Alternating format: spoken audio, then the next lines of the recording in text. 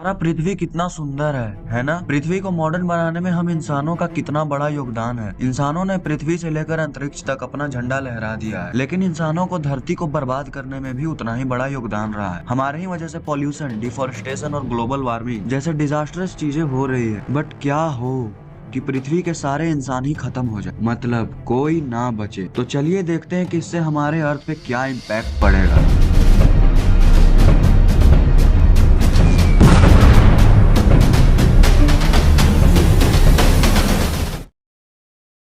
बात सुन लो, आज आप ये वीडियो देखते एक ऐसी वर्ल्ड को इमेजिन करने वाले हो जिसे देख के शायद आपकी होश उड़ सकती है। प्लीज वीडियो को फुल स्क्रीन पे करके ईयरफोन्स लगा लो बेस्ट एक्सपीरियंस के लिए। हमेशा की तरह लोग अपने डेली लाइफ में बिजी हैं, कोई अपने जॉब तो कोई स्कूल, तो मतलब सारे लोग अपने अपने काम कर रहे हैं। तभी अचानक से नासा वालों की तरफ से एक न्यूज आता है कि एक मून के साइज का एस्ट्रॉइड हमारी तरफ तेजी से आ रहा है और वो 10 से 12 घंटों में अर्थ से टकरा जाएगा। वो तेजी से अमेरिकन कॉन्टिनेंट की तरफ आ रहा है और सारे सुपर पावर्स इसे रोकने की जी जान लगाकर कोशिश कर रहे हैं, बट फिर भी कुछ ना हो सका। अब सिर्फ एस्ट्रॉइड टकराने में सिर्फ 1 घंटा बाकी। अब सारे लोग अपने रिश्तेदारों से मिल रहे हैं, कॉल पे बातें कर रहे हैं और तभी अचानक से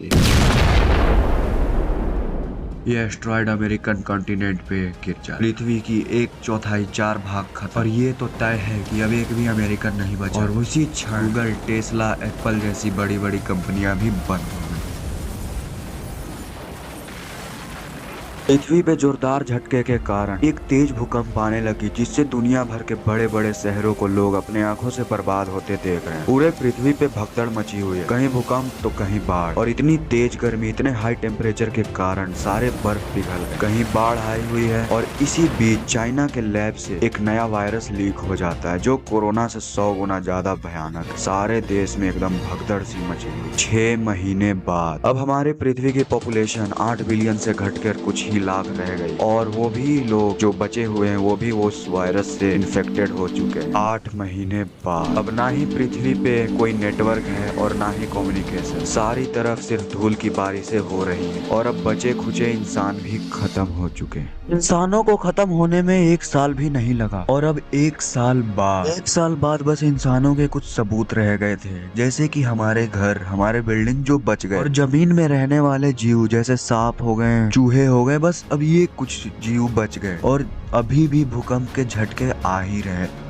अब ये तो हो गई पृथ्वी की बात, अब इसका इम्पैक्ट अंतरिक्ष में क्या पड़ेगा वो देखते हैं। तो let's go to the space. तो गाइस, जैसा कि एस्ट्रॉइड अर्थ से टकराया तो अर्थ से भी कई पार्टिकल्स और वो ग्रेविटी के कारण एक दूसरे से बाइंड होने लगे। सारे पार्टिकल बाइंड होकर, और जो कि ये मून के साइज का एस्ट्रॉइड था तो बहुत ज्यादा पार्टिकल्स बाइंड होंगे और ये सारे पार्टिकल्स बाइंड होकर एक मून से दुगने साइज का एक क्रिएचर बन जाते हैं, जो कि अर्थ का दूसरा मून बन जाता है। और जब 2 मून आपस में अर्थ का ऑर्बिट करेंगे तो दोनों में टकराव होगा 5 साल बाद। अब ये दोनों मून आपस में टकरा जाते हैं। अब अर्थ के पास एक भी मून नहीं है। अर्थ पे जोरदार भूकंप आने लगा फिर से और मून जो भी सी को कंट्रोल करता था अब वो भी नहीं। अब बिना मून का अर्थ पे सिर्फ 3 घंटे का दिन और 3 घंटे का रात हो रहा है। अर्थ अब अपने ऑर्बिट से भी हट गया और स्पेस में ना जाने किधर अर्थ भटकने लगा। 10 साल बाद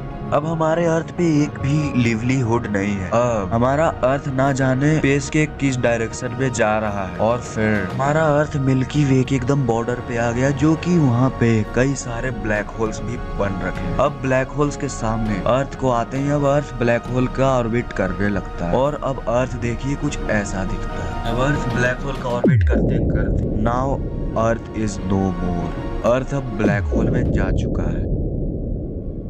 अब गाइस गेट चिल्ड, क्योंकि ये एक हाइपोथेसिस था, ये रियल में नहीं होने वाला। ये वीडियो बनाने का मकसद सिर्फ आपको नेचर का इम्पोर्टेंस देना था कि हमारे लाइफ में नेचर का क्या इम्पोर्टेंस है। तो thank you for watching the video को लाइक और चैनल को सब्सक्राइब जरूर कर देना और वीडियो को अपने फ्रेंड्स और फैमिली में शेयर कर देना।